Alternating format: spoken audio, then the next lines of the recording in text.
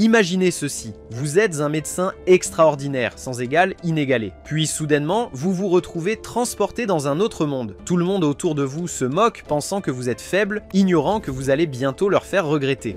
Peux-tu imaginer ça? Eh bien, commençons. Notre histoire commence avec Pharma, un jeune garçon autrefois considéré comme sans espoir. Il a vu la personne la plus chère à ses yeux mourir juste devant lui, frappé par une maladie incurable. À partir de ce moment, Pharma a fait un vœu. Il ne laisserait jamais personne souffrir comme lui.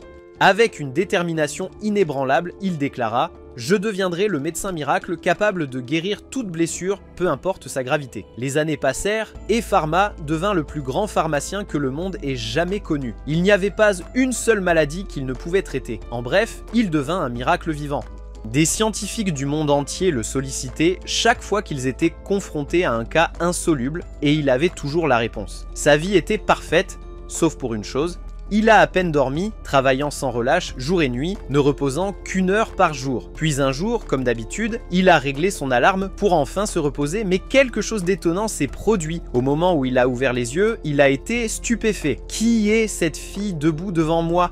Où suis-je? Que fais-je ici? La fille a essayé de le calmer, mais il était complètement désorienté. Il s'est précipité vers la fenêtre et a regardé dehors, seulement pour réaliser qu'il était dans un monde complètement différent. Il se retrouva dans un corps étrange et pensa que cela devait être un rêve, qu'il se réveillerait bientôt. Mais la fille, que nous apprenons plus tard, s'appelle Taline, dit « On dirait que ton esprit a été affecté après ce coup de foudre hier. » À ce moment-là, Pharma commença à comprendre ce qui s'était passé.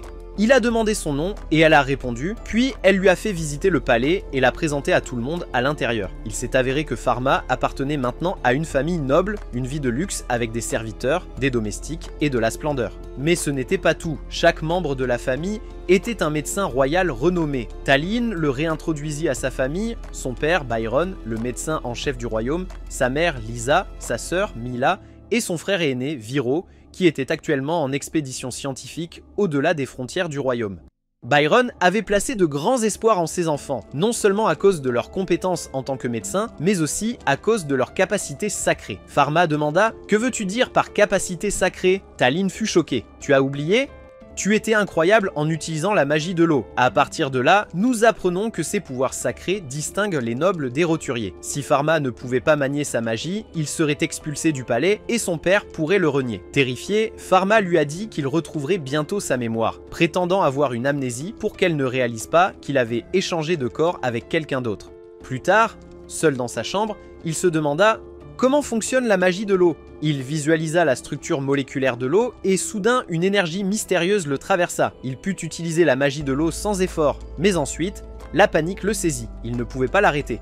Se précipitant vers la fenêtre, il s'écria et un flot d'eau jaillit, inondant tout. Finalement, il réussit à annuler la magie et tout revint à la normale. Pendant ce temps, Taline, qui était dans le jardin, était complètement trempée, mais son visage était illuminé de joie.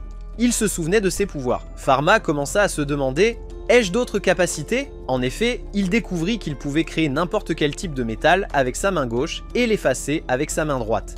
Soudain, on frappa à la porte. Il fit rapidement disparaître le métal avant que Taline n'entre. Elle lui dit que son père voulait le voir pour vérifier son état. Avant de partir, elle lui demanda s'il se souvenait encore de ses connaissances médicales. Byron le testait souvent sur des traitements rares, et ne pas savoir répondre serait catastrophique.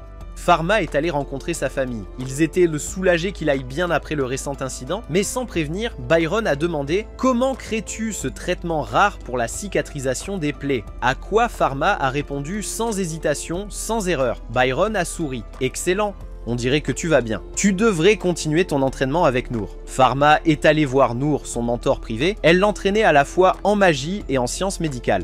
Noor avait autrefois été l'élève de Byron et était incroyablement talentueuse, mais elle remarqua que quelque chose n'allait pas. Son ton avait changé, son comportement avait évolué, il était devenu calme et posé, ce qui n'était pas du tout le vieux Pharma. « Tu ne te souviens même pas de moi, n'est-ce pas ?» demanda-t-elle. Pharma avoua « J'ai beaucoup changé et je pense que j'ai perdu la mémoire après la foudre. » Noor s'adoucit « Ne t'inquiète pas.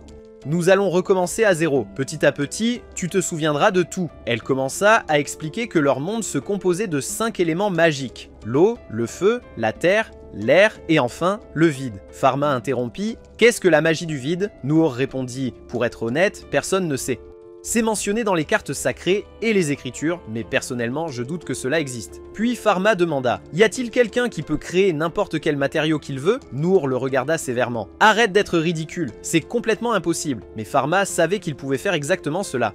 Elle l'a ensuite emmené à la rivière et a demandé à propos de son bâton magique, qui amplifie les pouvoirs et aide à l'entraînement. Bien que Pharma l'ait déjà vu, il ne l'avait pas apporté, ignorant que c'était le sien. Noor lui tendit son propre bâton. « Je veux que tu crées une lance d'eau vers la rivière. » Il ne savait pas ce que cela signifiait, alors elle fit une démonstration. Une vague massive d'énergie jaillit de son sort et frappe à l'eau. « Simple, non ?» dit-elle. « Maintenant, à toi d'essayer. » Pharma suivit ses instructions. Ce qui s'est passé ensuite dépassait l'imagination. Un tsunami colossal a éclaté, frappant la rive et détruisant tout sur son passage. Terrifié, il jeta le bâton au sol et le sort fut instantanément annulé. Noor resta figé. « Depuis quand as-tu ce genre de pouvoir ?» Elle lui tendit un outil pour mesurer son énergie magique. Mais au moment où il l'utilisa, il se brisa. Noor tremblait. « C'est impossible !» Puis soudain, une lumière brilla de l'épaule de Pharma. Noor halota. C'était l'un des sceaux sacrés mentionnés dans les textes anciens. En continuant à marcher, Pharma remarqua que Noor avait du mal à voir. Ses lunettes étaient cassées, il proposa son aide. « Essaie ce truc. Ta vision devrait s'éclaircir. » Elle pensa qu'il plaisantait, mais quand elle fit ce qu'il disait, sa vue s'améliora instantanément, et à cet instant précis, Pharma découvrit une nouvelle capacité.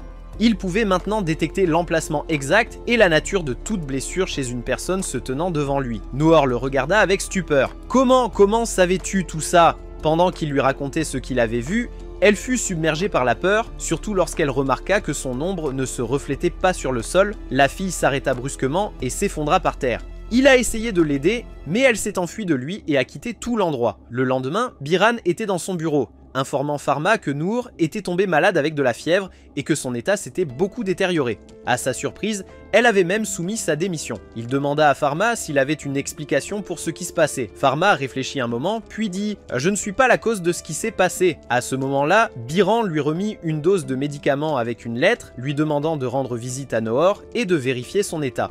Pharma prit le médicament et se prépara à rendre visite à Noor. Mais il dit « Ce médicament a été fabriqué par mon père. C'est juste un complément nutritionnel. Je doute qu'il puisse guérir une fièvre. » Alors, il décida de créer lui-même un traitement approprié pour elle. En effet, il prit une partie du médicament qu'il avait préparé et se dirigea vers la maison de Noor. À sa grande surprise, elle était terrifiée par lui. Elle s'était cachée derrière un bouclier en métal et lui parlait à travers la porte. Elle croyait qu'il était venu pour mettre fin à sa vie après qu'elle ait découvert son secret. Pharma lui dit avec étonnement « Quelle bêtise dis-tu ? Pour l'amour du ciel, quel genre de pensée est-ce » Il essaya de la calmer, expliquant qu'il était venu sur ordre de son père simplement pour vérifier sa santé. Il lui apporta une dose du médicament de son père ainsi qu'un autre remède qu'il avait personnellement préparé pour sa condition. Mais elle, apparemment hors d'elle, a commencé à crier. Elle est tombée par terre et a pleuré « Ce médicament doit être empoisonné. Tu veux me tuer ?» Elle le supplia de ne pas lui faire de mal et promit qu'elle ne révélerait jamais son secret. Pharma dit « Je ne te ferai pas de mal. S'il te plaît, écoute-moi. C'est moi qui meurs du stress que tu causes. Je ne comprends rien au pouvoir que je possède et je ne peux pas le contrôler.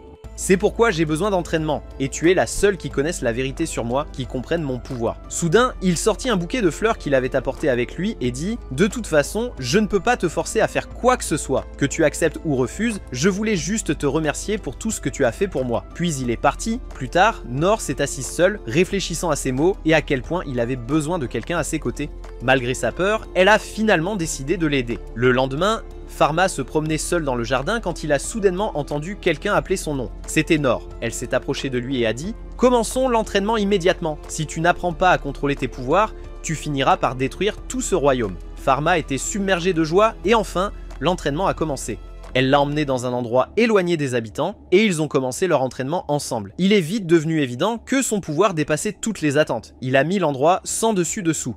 Après la séance d'entraînement, il retourna au palais et s'assit seul sur les escaliers, utilisant son pouvoir de l'œil sacré pour diagnostiquer les serviteurs un par un. Chaque fois qu'il découvrait une maladie, la zone affectée brillait en blanc, confirmant le diagnostic. Même Thelin avait une blessure aux mains due à un travail répétitif. Pharma a enregistré toutes les conditions, puis s'est dirigé vers le laboratoire de son père pour préparer les traitements nécessaires. Il a commencé avec Thelin, utilisant chaque parcelle de son pouvoir. S'il n'avait pas un ingrédient, il le synthétisait lui-même. Il a passé de longues heures au laboratoire, mais a finalement réussi à préparer chaque médicament qu'il avait noté. Il en a pris quelques-uns et est allé voir Talené, lui a donné le médicament spécialement fait pour elle et lui a dit que c'était pour la blessure à ses mains. Talené était ravie, elle pouvait à peine le croire. De même, il a rendu visite aux autres domestiques et leur a distribué les médicaments appropriés. Tout le monde était ravi au-delà des mots. Même Pharma lui-même était surpris par leur bonheur débordant. Talen lui a alors dit que les domestiques n'avaient jamais reçu de soins auparavant parce qu'ils étaient de la classe commune.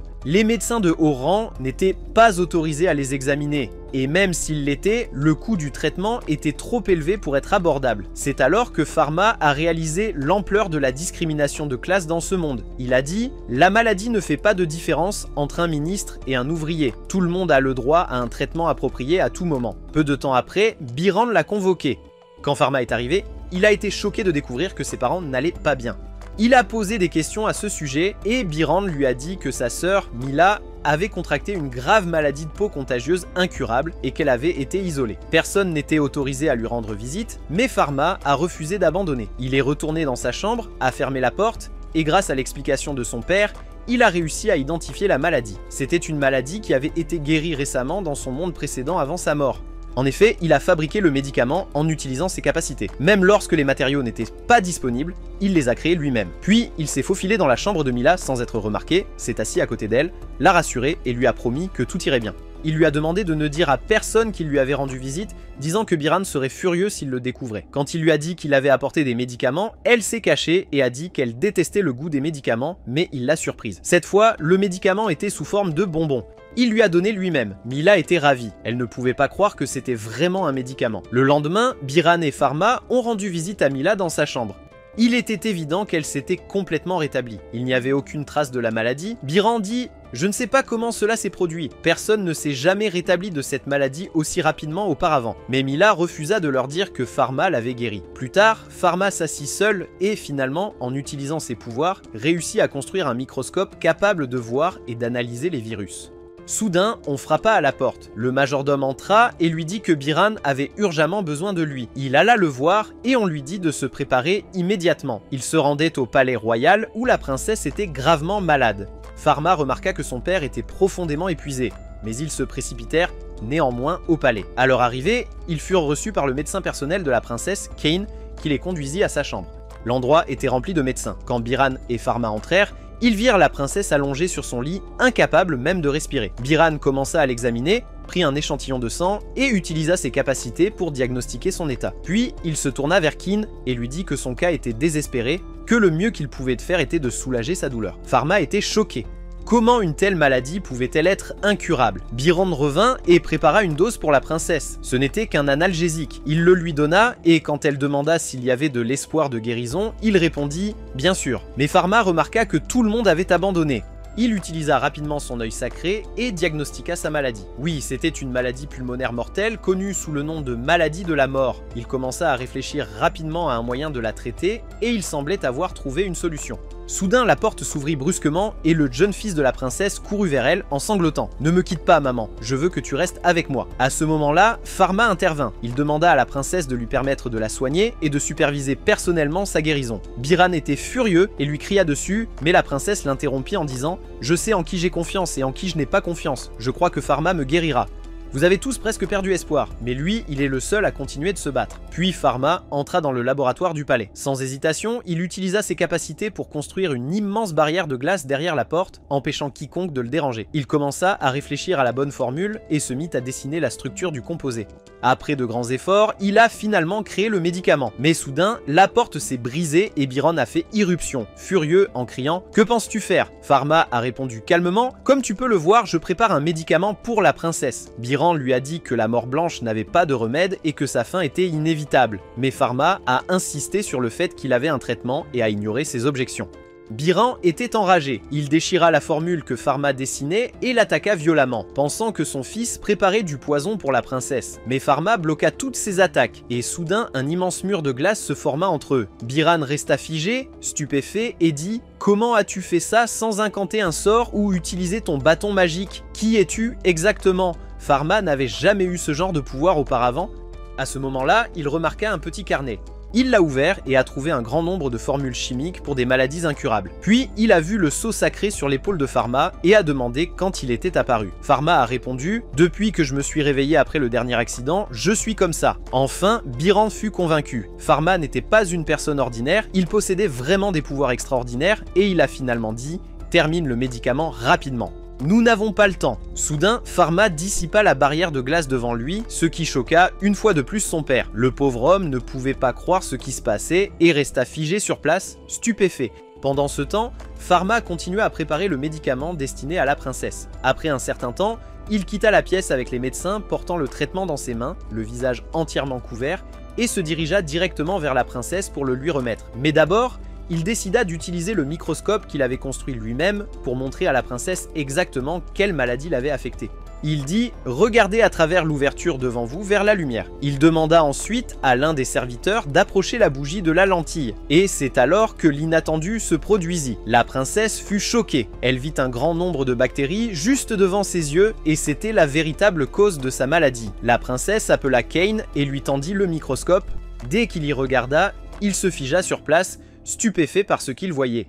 Aucun des médecins ne pouvait en croire ses yeux face à cette invention que Pharma avait présentée. Ensuite, Pharma expliqua calmement qu'il s'agissait d'un virus attaquant les poumons, libérant d'énormes essaims de bactéries agressives qui se multipliaient rapidement, mais qu'il avait réussi à créer un traitement qui l'éliminerait complètement, à condition que la princesse continue d'utiliser le médicament pendant 6 mois complets. Bien que la période ait semblé longue, elle retrouverait une pleine santé, plus forte que jamais.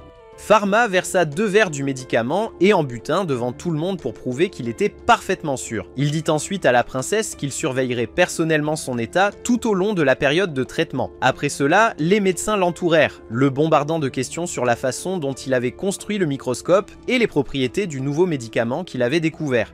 Quelques instants plus tard, nous avons trouvé Biran assis avec Pharma, échangeant des idées et des informations, profondément impressionné par son fils. Pharma lui a dit qu'il avait l'intention de rendre la formule du médicament public, croyant qu'elle pourrait sauver d'innombrables vies. Biran a répondu « Si tu fais ça, ta vie sera en danger. Beaucoup chercheront à vous éliminer, mais ne vous inquiétez pas, je serai à vos côtés. » Plus tard, Pharma est allé voir la princesse. En arrivant au palais, un des serviteurs nommé Ars l'a approché discrètement et a dit « J'ai des informations importantes que vous devez entendre immédiatement. » Il l'a informé que la princesse prévoyait de lui accorder une généreuse récompense. Pharma a été stupéfait. Ars s'exclama « Qu'est-ce qui ne va pas chez toi, mec? Tu lui as sauvé la vie alors que tout le monde a échoué. Pourquoi serait-il étrange que tu sois récompensé ?» Il demanda si Pharma désirait de l'argent ou du pouvoir, ou les deux, mais la réponse de Pharma le choqua. « Mon seul but dans la vie est de posséder ma propre clinique, où je soigne toutes les personnes, quelle que soit leur classe sociale ou leur statut financier. » Pharma rendit ensuite visite à la princesse pour vérifier sa santé et la trouva en parfaite santé. Elle le remercia en disant « Sans vous, je serais parmi les morts maintenant. Ce n'est pas seulement votre médecine qui m'a sauvé, chaque mot que vous avez dit m'a donné de l'espoir et a ravivé mon désir de vivre. » À ce moment-là, Pharma se leva et demanda « Si vous étiez une personne du peuple, que vous serait-il arrivé ?» Il lui dit qu'il y avait beaucoup de pauvres qui méritaient le même espoir dans la vie. Puis il ajouta « Maintenant que vous avez commencé à vous rétablir, vous devez continuer le traitement jusqu'à la fin. » Et sur ce, il lui fit ses adieux et partit. Des mois plus tard, la princesse était complètement rétablie. Un jour, elle était assise dans son bureau au palais avec Biran et lui dit que lui et Pharma devaient venir le lendemain car le palais organisait une célébration royale pour son rétablissement. Le jour suivant, Biran et Pharma se rendirent au palais royal. Dès qu'ils entrèrent dans la grande salle, ils furent stupéfaits de voir un grand rassemblement de médecins et de nobles venus de tous les coins du royaume. La princesse se tenait devant eux en parfaite santé et beauté. Elle appela Biran à s'avancer, le salua et le remercia, puis lui offrit la région d'Arcel qui s'avéra être pleine des herbes médicinales les plus rares. Soudain, elle appela Pharma. Il se figea sur place, choqué, mais avança ensuite. C'est alors qu'elle annonça sa promotion d'apprenti à médecin royal, lui remit l'insigne royal, et ordonna la construction d'une pharmacie ou d'une clinique privée pour lui au cœur de la capitale royale, comme il en avait toujours rêvé. Pharma était ravi. Peu de temps après, un groupe de maîtres artisans est arrivé chez lui, l'informant qu'ils avaient été envoyés par décret royal pour commencer immédiatement la construction de la clinique. Pharma devint un peu nerveux et leur dit qu'il avait besoin de temps pour se préparer. Juste à ce moment-là, Nour rentra et lui dit que son père lui avait ordonné de rester avec lui jusqu'à ce que la construction soit terminée. Pharma expliqua qu'il avait besoin de quelques jours pour finaliser le design. Nour répondit « Des jours ? Que dis-tu ? Si les ouvriers ne commencent pas maintenant, ils seront exécutés sur le champ selon la loi. » Alors Pharma s'assit, prit un stylo et commença à esquisser le design de la clinique. La construction commença immédiatement. Pendant le processus, un des ouvriers demanda à Pharma s'il avait un nom spécifique en tête pour l'enseigne de la clinique. Il réfléchit un instant et dit « Je connais de nombreux noms de cliniques de mon monde parallèle précédent ». Dès que l'ouvrier entendit cela, il se précipita vers le panneau et écrivit « La clinique du monde parallèle ». Comme c'est étrange. Faisait-il une blague? Mais Noor aimait vraiment le nom. Pendant qu'il se tenait là, un homme étrange s'est approché et a demandé « À qui appartient cet endroit ?» Pharma a répondu « À moi » et a demandé s'il avait besoin d'aide. L'homme a ri. C'était San, le chef de la com. Le médecin des gens ordinaires, Guild. Il a commencé à se moquer de Pharma, disant « Tu ferais mieux d'ouvrir une confiserie pour enfants » et a continué à l'intimider.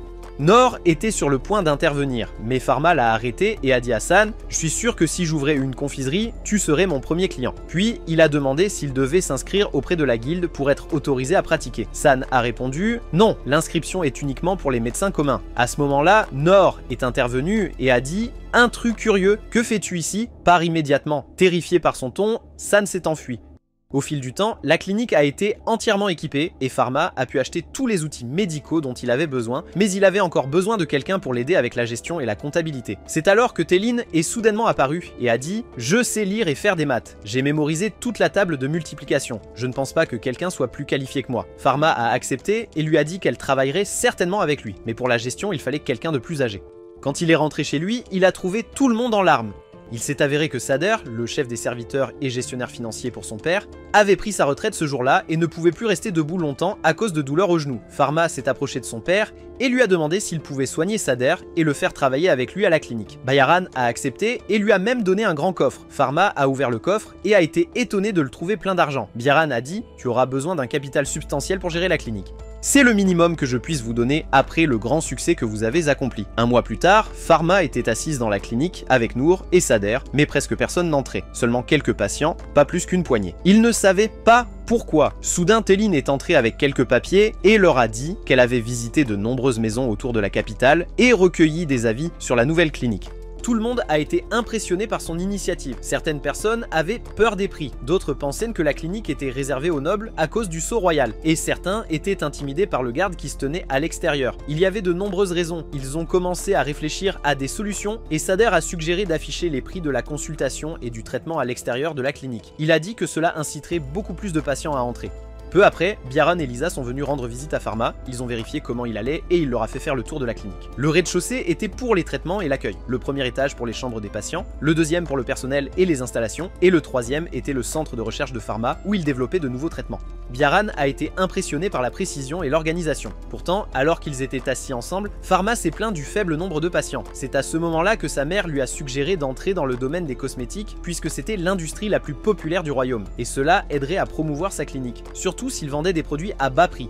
Soudain, Pharma se souvint d'un projet de recherche brillant qu'il avait commencé dans son ancien monde pour créer un nouveau produit cosmétique. Il devint très enthousiaste à l'idée et décida de la réaliser. Et à cet instant, quelqu'un entra précipitamment en demandant le médecin présent, informant que la dame qui l'avait servi s'était soudainement évanouie et semblait être en train de mourir. Instantanément, Pharma s'est levé et l'a suivi pour évaluer la situation. À son arrivée, il a trouvé une grande foule entourant la voiture du patient.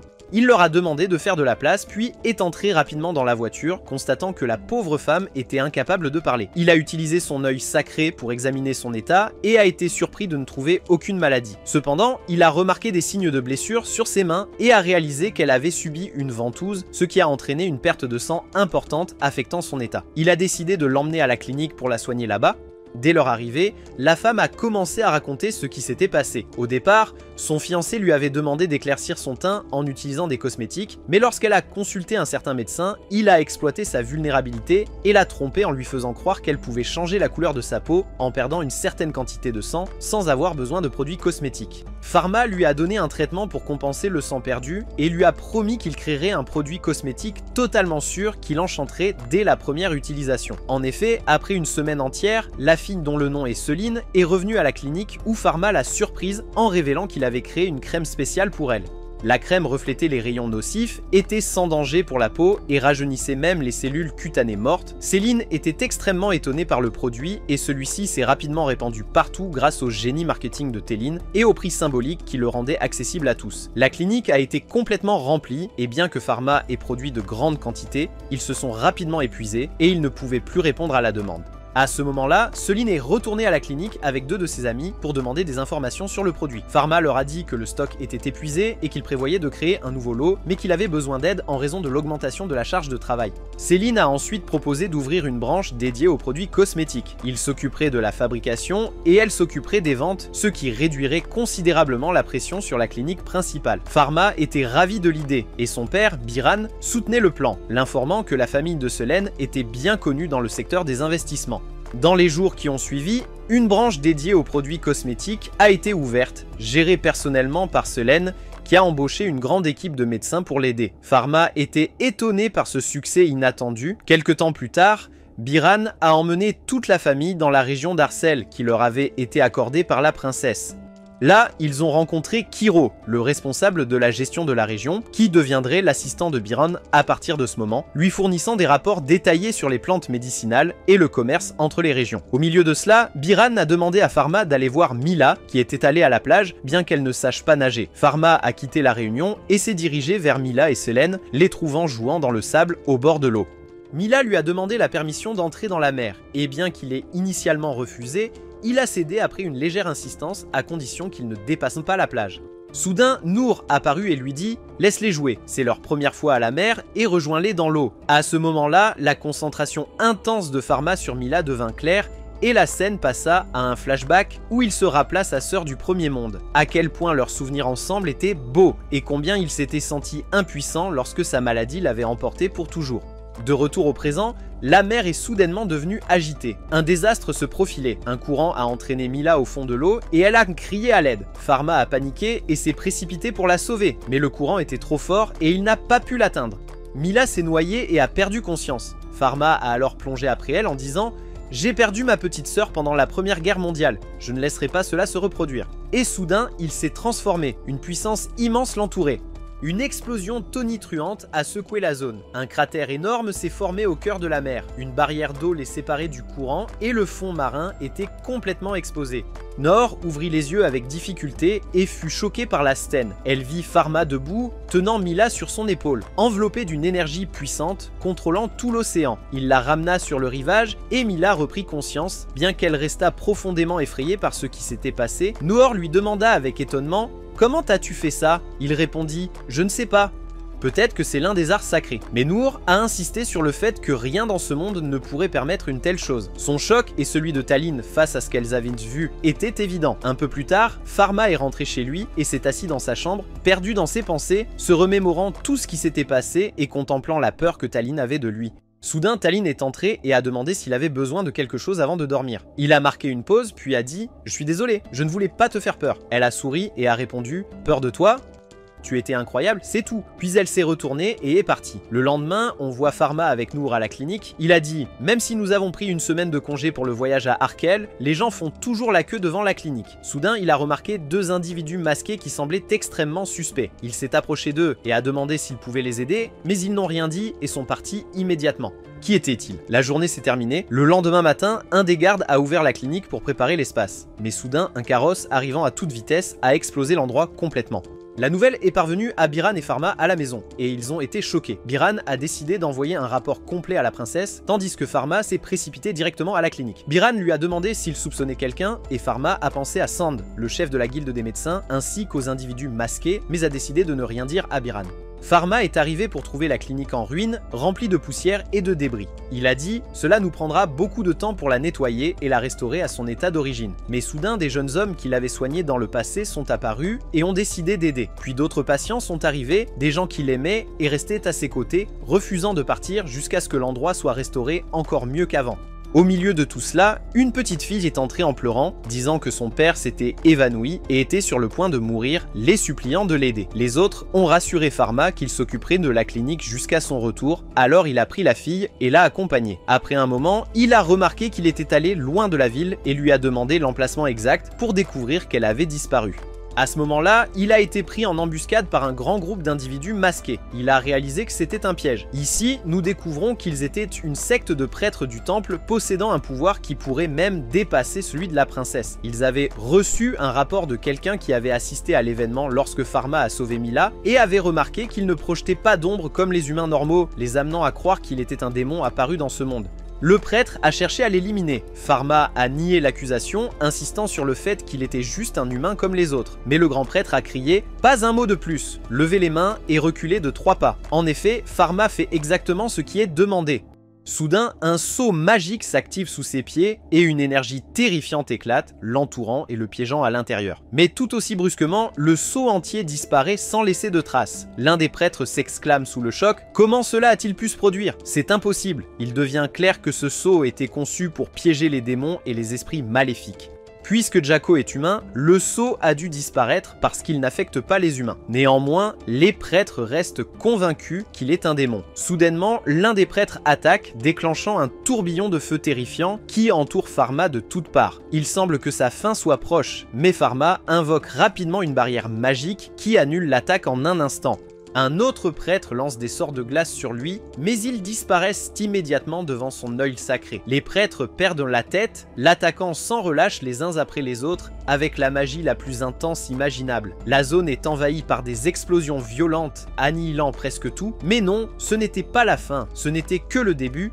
Jaco se tient calmement, complètement indemne, enfermé dans une couche de glace. Il déclare « Vous l'avez provoqué ». Et soudain, une puissance plus grande que tout autre jaillit de lui, détruisant tout, et le grand prêtre tombe à terre devant lui. Pharma se tient comme un fantôme et les avertit. Un faux mouvement de votre part et ce sera votre fin. Il explique ensuite qu'il souhaite seulement aider les gens, qu'il n'est ni un démon ni animé de mauvaises intentions. À ce moment, le grand prêtre remarque un sceau sacré sur l'épaule de Pharma et réalise qu'il n'est pas un humain ordinaire. Il possède le pouvoir de la Sainte Lumière, un pouvoir qui n'est pas accordé à tout le monde. Immédiatement, tous les prêtres tombent à genoux, prêts à accepter n'importe quelle punition. Pharma est surpris par la situation, ne comprenant pas leurs actions. Soudainement, le grand prêtre sort un poignard de sa robe et se prépare à mettre fin à ses jours en expiation pour avoir osé attaquer un être sacré sans le savoir. En un éclair, Pharma apparaît devant lui et l'arrête, disant « Je ne permettrai à personne d'être blessé tant que je vivrai ». Cependant, il s'avère que le grand prêtre a subi une blessure mettant sa vie en danger et a un besoin urgent d'une intervention chirurgicale. Bien que Pharma admette que la chirurgie n'est pas son domaine d'expertise, il ne voit pas d'alternative et décide de réaliser l'opération lui-même. Une grande tente est installée et le patient est placé à l'intérieur. Pharma commence à préparer les outils nécessaires pour l'anesthésie et s'assure d'abord que le patient n'est pas allergique à l'une des substances. Une fois confirmé, il procède immédiatement à l'opération. Plus tard, il sort de la tente et rassure les prêtres que tout s'est bien passé. Il leur dit aussi de l'emmener au temple et de s'occuper de lui avec soin. Les prêtres le remercient du fond du cœur. Malgré leur intention initiale de le tuer, il les a pardonnés et aidés. Quelque temps plus tard, le grand prêtre se remet complètement et visite la clinique de Pharma, apportant avec lui un cadeau précieux. Pharma ouvre la boîte pour découvrir un bâton magique incroyable. Le prêtre lui dit qu'il s'agit de l'un des trésors sacrés au pouvoir inconnu, mais qu'il ne répond qu'à ceux qui en sont dignes. Dès que Pharma le touche, il brille d'une énergie immense, signifiant que le bâton l'a reconnu comme son légitime propriétaire. Noor est émerveillée et demande à Pharma si elle peut essayer de le tenir elle-même. Il accepte et le lui tend, mais il lui échappe des mains comme un fantôme et tombe par terre. Le prêtre explique « Seuls les dignes peuvent toucher le bâton. C'est la plus grande preuve que vous n'êtes pas ordinaire. » Pharma prend le bâton et une idée folle lui vient à l'esprit. Il le monte et vole dans les airs, offrant un spectacle amusant. La visite se termine et nous apprenons que le temple n'était pas impliqué dans l'attaque sur la clinique. Le grand prêtre promet d'enquêter lui-même sur l'affaire. Avant de partir, le prêtre remet à Pharma un talisman spécial qui annule les effets du pouvoir sacré, permettant à l'ombre de Pharma de réapparaître au sol, lui donnant l'apparence d'un humain ordinaire à nouveau. Pharma est ravi et le remercie profondément. Ensuite, il décide de faire visiter le royaume à Mila et Teline comme il l'avait promis à sa sœur. En explorant un marché, ils aperçoivent une fille ordinaire devant une pharmacie demandant au médecin « Pourquoi les produits de la clinique de Pharma ne sont-ils pas vendus ici? Cela allégerait le fardeau et ferait gagner du temps aux patients. » Mais le médecin répond que la guilde ne le permettrait jamais et pourrait même infliger des pénalités et fermer définitivement leur pharmacie. Pharma surprend la conversation, rassemble Mila et Teline et part. En chemin, une idée brillante lui vient à l'esprit de créer sa propre guilde médicale permettant à la médecine de se répandre dans tout le royaume. Nor exprime son grand enthousiasme pour l'idée, et Monsieur Sadr confirme également qu'il s'occupera de toutes les démarches légales aussi rapidement que possible. Pendant ce temps, nous passons à San, chef du syndicat des médecins publics, qui tient une réunion privée avec un seul objectif, détruire la clinique de Pharma. Nous découvrons que San était le cerveau derrière l'attaque précédente, et il déclare ouvertement « Depuis que sa clinique a ouvert, nous ne pouvons plus profiter des maladies des gens ». Il commence à planifier une autre catastrophe. Tout le monde l'applaudit, sauf un médecin nommé Breed, qui semble mécontent de ce qu'il entend. Une semaine plus tard, nous voyons Breed portant sa fille sur son dos, frappant à la porte du président de la guilde, tandis que son enfant est entre la vie et la mort. Pourtant, personne ne répond. À ce moment-là, il rencontre Pharma, qui lui demande s'il a besoin d'aide. En remarquant l'état de la fille, Pharma lui conseille de suivre. Ils arrivent à la clinique et Pharma commence immédiatement les préparatifs, posant quelques questions au père, son nom, son âge et la dernière fois qu'elle a mangé. Ensuite, il l'examine à l'aide de son œil sacré et découvre qu'elle a un rhume sévère qui a conduit à son état actuel. Breed est étonné par l'attention de Pharma au moindre détail, allant jusqu'à peser l'enfant pour déterminer le dosage exact. Il décide qu'elle devrait rester à la clinique jusqu'au soir pour se rétablir complètement. À la tombée de la nuit, la santé de la fille s'améliore considérablement et son père la ramène à la maison. Jaco lui donne des médicaments pour 5 jours. Le lendemain, Breed revient pour le remercier et dit « Je ne peux pas me permettre le coût du traitement mais je promets de vous rembourser ». Pharma répond « Le coût n'est qu'une pièce ». Breed est choqué par le bas prix par rapport à la qualité des soins et comprend enfin pourquoi la guilde se bat contre Pharma. Il rentre chez lui et sa femme Lena lui dit que leur fille est rétablie grâce aux médicaments. Il répond que c'est Pharma qui l'a soignée, exprimant une profonde admiration pour ses prouesses scientifiques et ses compétences médicales. Malgré cela, il offre presque gratuitement ses traitements, contrairement à la guilde qui exploite la souffrance des gens pour le profit, laissant les pauvres mourir. Il éclate en sanglots en disant « Si seulement je pouvais aider les gens comme il le fait ». Lina essaie de le réconforter et lui rappelle que ne pas respecter les règles de la guilde entraînerait son renvoi et une interdiction de pratiquer la médecine. Plus tard, San organise une autre réunion avec les membres de la guilde et dit « Malgré tout ce que nous avons fait, la clinique de Pharma continue de prospérer jour après jour. Il a même une branche cosmétique et il se dit qu'une troisième branche est sur le point d'ouvrir. » Il commence à recueillir des idées pour faire tomber la clinique. À ce moment-là, Breed finit par prendre la parole et leur dit « Vos cœurs sont remplis de haine. La clinique est le meilleur endroit pour toute personne cherchant un traitement, que ce soit des nobles ou des gens du commun. Il n'y a pas de discrimination. Même ceux qui n'ont pas d'argent sont traités. C'est la véritable mission de la médecine, pas ce que vous faites, en la transformant en une entreprise bâtie sur la souffrance des autres. Il leur dit ensuite qu'il est allé à Pharma pour le traitement de sa fille et a été témoin de première main de l'incroyable compétence sacrée et des connaissances médicales qu'il possède et qui manquent à l'ensemble de la guilde. Bien sûr, cela ne plaisait pas à San, mais au fond de lui, il jura qu'il lui ferait payer sa trahison. Et en effet, le lendemain, Breed était assis dans sa pharmacie, qui avait été complètement détruite. Rien n'était resté intact. Non seulement son nom avait été retiré de la guilde, mais il lui était interdit de pratiquer comme pharmacien. Par coïncidence, Pharma était dans le coin. Il jeta un coup d'œil dans la direction de Breed et le reconnut immédiatement. Il a demandé ce qui s'était passé et a été choqué d'apprendre que Breed était un pharmacien autorisé et que celui qui lui avait fait tout cela n'était autre que Sand lui-même, le chef de la guilde. Après que Breed ait tout raconté, Pharma n'est pas resté silencieux. Il a dit à Breed qu'il avait soumis une demande à la princesse pour établir sa propre guilde et qu'elle avait déjà été approuvée. Il a ensuite proposé que Breed devienne le premier médecin à la rejoindre. Accablé, Breed pleura des larmes de joie. Une semaine passa et la pharmacie en ruine avait été restaurée, chaque centimètre renouvelé. Elle débordait de vie nouvelle et Pharma l'avait remplie de ses derniers médicaments. Aujourd'hui était la grande réouverture. Breed était extrêmement nerveux, mais sa fille l'encouragea. Au moment où il a ouvert la porte, il a été étonné de trouver une foule de personnes rassemblées devant la pharmacie. Il n'en croyait pas ses yeux. Les larmes de joie remplissaient l'air, la beauté du moment était indescriptible. Ailleurs, Pharma prenait le petit déjeuner avec sa famille lorsqu'un message est arrivé pour Baran. C'était de Viro, le frère aîné de Pharma. Dès que Baran l'a lu, il est devenu tendu et a demandé à Pharma de le suivre immédiatement au bureau. Là, Baran a expliqué que la foire commerciale internationale aurait lieu le mois prochain, un événement annuel qui dure un mois entier et attire des commerçants du monde entier. Mais le véritable problème était que Viro les avertissait d'une nouvelle maladie mortelle qui tue toute personne infectée en quelques jours. Elle était déjà apparue dans un pays voisin et avait coûté la vie à 1000 personnes en une seule semaine. Cela signifiait que la maladie était contagieuse.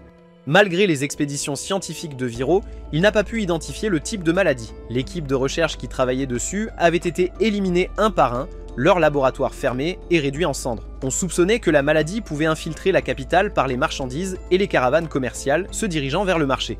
Et pire encore, le marché de cette année devait se tenir dans la région d'Arkel, gouvernée par Baran lui-même. Le désastre était imminent. Pharma a commencé à soupçonner qu'il s'agissait de l'une des maladies qu'il connaissait de son monde précédent. Il a demandé à son père s'il y avait des descriptions détaillées. Baran a dit qu'il n'y en avait pas, mais Viro avait mentionné qu'il possédait des parchemins contenant des images microscopiques vues lors des tests. Aussitôt, Pharma a demandé des copies de ces parchemins. Il est allé à sa clinique et a commencé à discuter de la question avec Nor. Ensemble, ils ont réfléchi à comment empêcher la propagation de la maladie, surtout avec la foire qui approchait. Puis Nor a eu une idée: annuler complètement le marché international. Mais comment pouvait-il faire cela alors que les navires commerciaux avaient déjà pénétré dans leurs eaux territoriales et qu'il ne restait que quelques jours avant qu'ils n'accostent? Soudainement, T-Line est entré en les informant qu'un autre message était arrivé de Viro.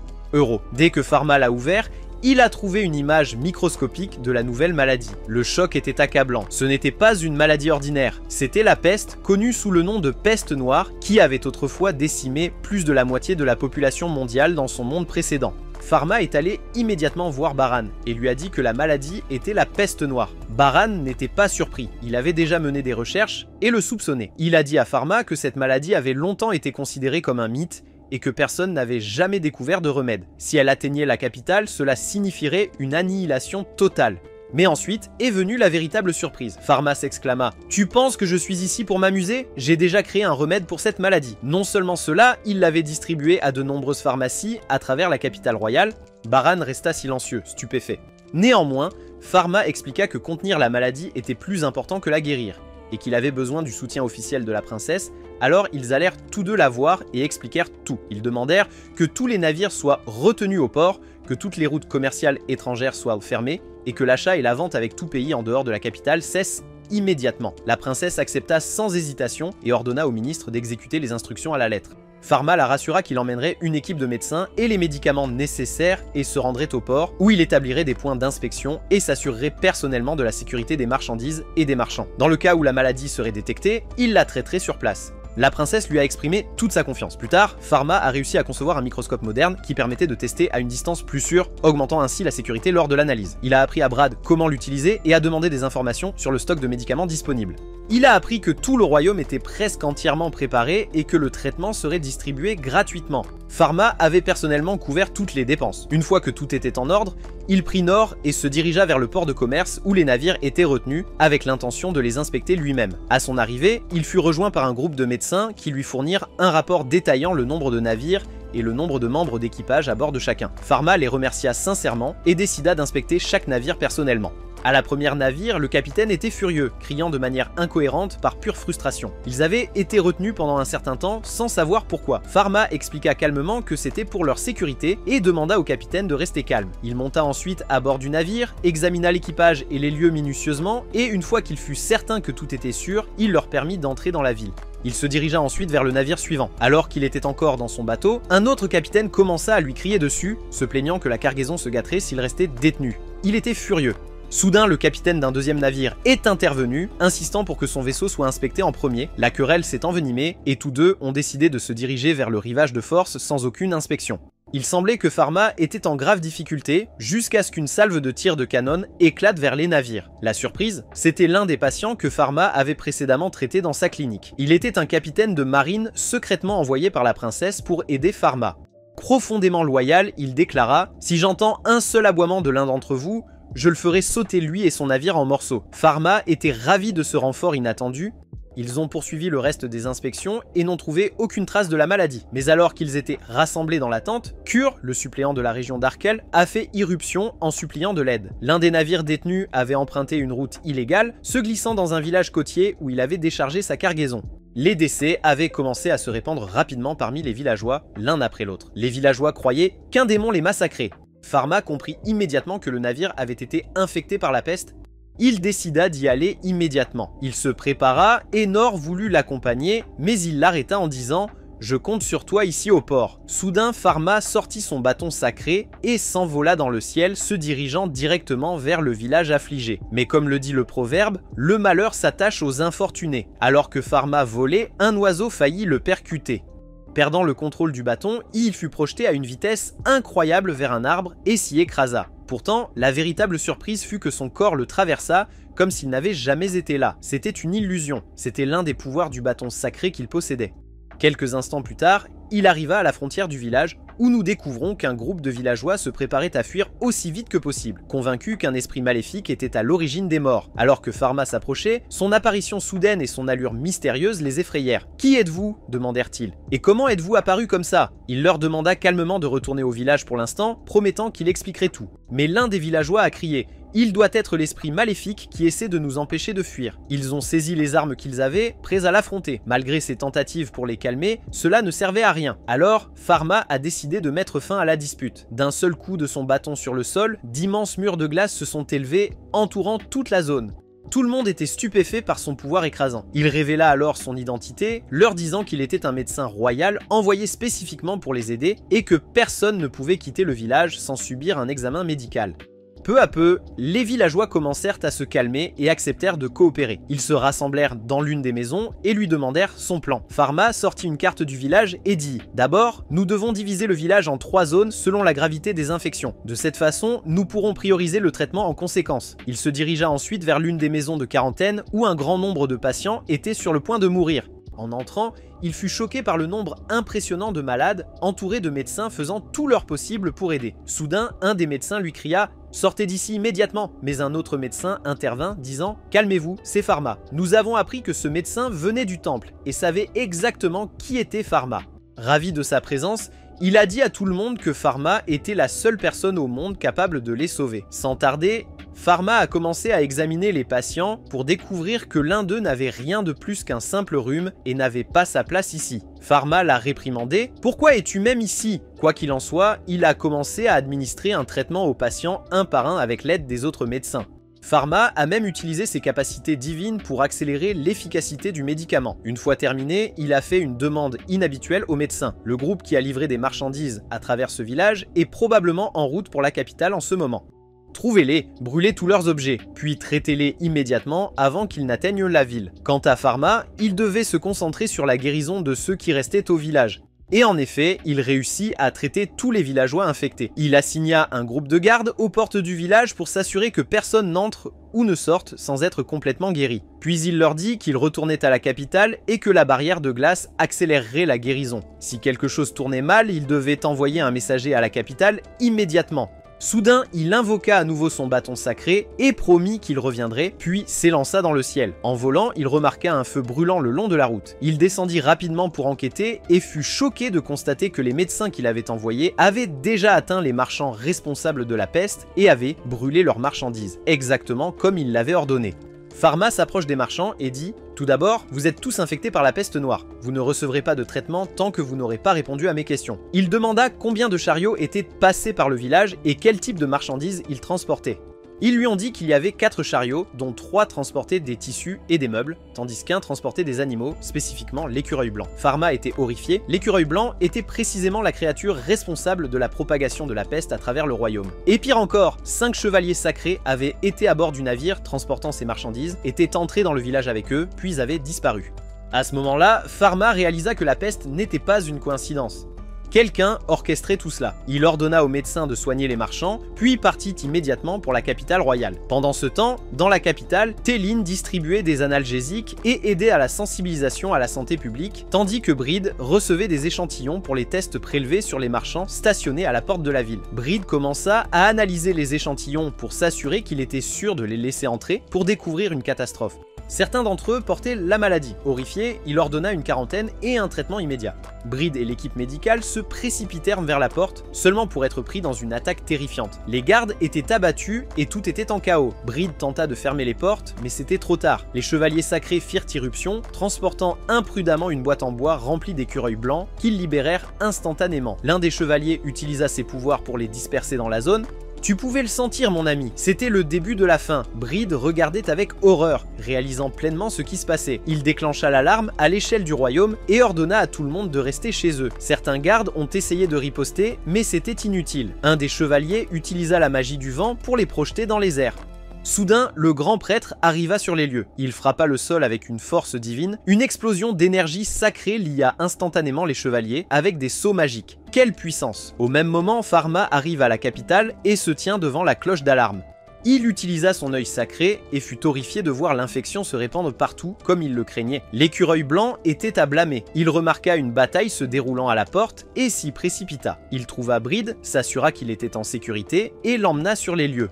Là, le capitaine de la garde interrogeait les chevaliers, leur demandant pourquoi ils avaient propagé la maladie. Et la vérité choquante a émergé, ils n'en savaient rien. Ils avaient été forcés de le faire par quelqu'un d'autre, un démon terrifiant assez puissant pour anéantir des milliers de personnes d'un seul coup. Ce démon avait kidnappé leur famille et menacé de les tuer à moins qu'ils n'obéissent. En décrivant son apparence, Biran était stupéfait. Nous revenons dans le passé. Beran avait autrefois un ami proche nommé Tajo, mais Tajo n'avait aucune humanité. Il menait des expériences horribles sur des gens, a perdu la raison et est devenu obsédé par la domination mondiale. Il a été démis de ses fonctions de médecin et emprisonné il y a longtemps pour ensuite disparaître sans laisser de traces. Il semble maintenant qu'il soit revenu pour se venger. Soudain, Pharma a ressenti une énergie terrifiante à proximité. Il a activé son œil sacré et a été choqué par ce qu'il a vu, un spectre effrayant se tenant au sommet de sa clinique. Il s'y est précipité avec Biran, le ressentant aussi. C'était clair, mon ami, les choses ne se termineraient pas pacifiquement. Ailleurs, Talin et Soder étaient presque à court de médicaments. Talin décida d'aller à la clinique pour en récupérer davantage avec Soder qui l'accompagnait. Ils n'avaient aucune idée de ce qui les attendait. Ils arrivèrent à la clinique. Talin monta au laboratoire, confuse par ce qu'elle vit, les fenêtres grandes ouvertes et tous les médicaments disparus. Elle supposa que Pharma l'avait pris, mais soudain, Soder arriva et il n'était pas seul. Tajo se tenait derrière lui. D'un seul coup, il l'a abattu. Soder s'est effondré dans une mare de sang, sa fin était venue, Pharma est arrivé à la clinique et a utilisé son œil sacré pour localiser Tajo. Ce qu'il vit le laissa figé. Il se précipita vers le laboratoire et fit sauter la porte, seulement pour trouver Biran debout. « Sauf Soder et Talin », dit-il. « Laisse-moi ce démon ». Pharma obéit, tandis que Biran se jeta courageusement sur Tajo en criant « J'aurais dû te détruire il y a longtemps ». Une bataille brutale éclata, mais Tajo était d'un autre niveau. Il bloqua chaque coup et d'un seul coup, fit s'effondrer Biran au sol. Pharma réussit à soigner à la fois Talin et Soder, puis se concentra sur Tajo, qui menaçait maintenant de brûler toute la clinique avec du phosphore blanc. Mais Pharma, en un clin d'œil, utilisa ses pouvoirs pour neutraliser les produits chimiques. « Tu regretteras tout ce que tu as fait », déclara-t-il. « De la propagation des maladies Badak à l'attaque de Talin et Soder, tu paieras le prix. » Il le frappa directement. Et ce n'est que le début. Tajo riposta en lançant des substances toxiques, mais Pharma les neutralisa toutes. Puis, rassemblant toute sa puissance, il lança un coup massif qui projeta Tajo hors de la clinique. Il le frappa avec le bâton sacré, et dans une explosion cataclysmique, Tajo fut anéanti, effacé de l'existence. Une force purificatrice se répandit à travers le royaume, le débarrassant de chaque maladie. Enfin, la paix fut rétablie. Talin et Soder étaient en sécurité. Les blessés étaient en train d'être soignés et la reconstruction commença. La joie est revenue sur la Terre. Pharma a ouvert de nouvelles succursales de sa pharmacie et a recruté de nombreux médecins dans son équipe, prêts à faire face à toute menace future pour le royaume. Tout est redevenu comme avant, mais en mieux. Et c'est ainsi que se termine l'anime de Pharma, mon ami. Si vous l'avez apprécié, n'oubliez pas de nous le faire savoir dans les commentaires. Et bien sûr, aimez et abonnez-vous. À la prochaine.